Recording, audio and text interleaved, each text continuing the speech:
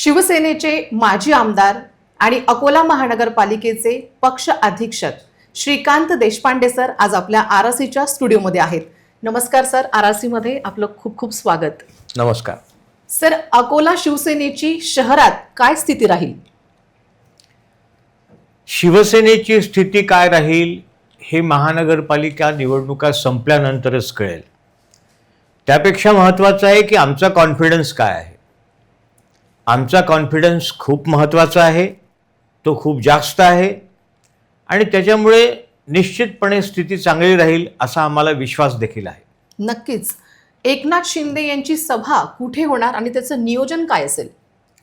नियोजन आम्ही पूर्ण केलं आहे. त्यांची सभा डॉक्टर बाबासाहेब आंबेडकर मैदान जी जुन्या शहरात आहे हो. तिथे होणार आहे. 7 जानेवारी म्हणजे उद्याला दुपारी 2 वाजता सभेचं आयोजन केलं आहे. आणि सभेनंतर शिंदेसाहेबांच्या सभेनंतर खूप फरक पडेल असा आमचा विश्वास आहे. नक्कीच. कारण मुख्यमंत्री असताना लाडकी बहीण योजना फक्त शिंदेसाहेबांनी आणली. बरोबर.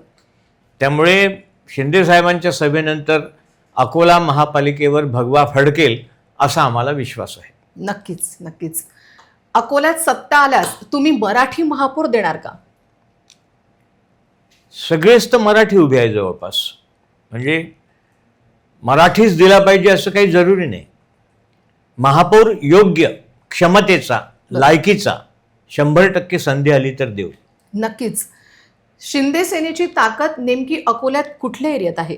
ताकद म्हणण्यापेक्षा मला आपल्या माध्यमातून अकोल्याच्या मतदारांना असं सांगावंसं वाटतं की डॉक्टर बाबासाहेब आंबेडकरांनी लोकशाही व्यवस्थेत असं सांगितलं की कन्यादानापेक्षाही मतदान श्रेष्ठ आहे. मग कन्यादान करताना आपण किती विचार करतो? पोराकडे शेती आहे का, घर आहे का, नोकरी आहे का, बहीण किती, भाऊ किती. तसं अकोला महानगरपालिकेतील लोकांना जर असं वाटत असेल की खरोखर महापालिका योग्य असावी, नगरसेवक हा नगरसेवकासारखाच असावा, तर त्यांनी देखील नगरसेवकाच्या लायकीचा जो उमेदवार आहे त्याला योग्य तपासून मतदान केलं पाहिजे. कारण मतदान हे कन्यादानापेक्षा श्रेष्ठ आहे आणि मला विश्वास आहे असं जर ते पारखतील तर शिवसेनेच्या उमेदवारांना ते भरभरून मतदान करतील हा माझा विश्वास आहे.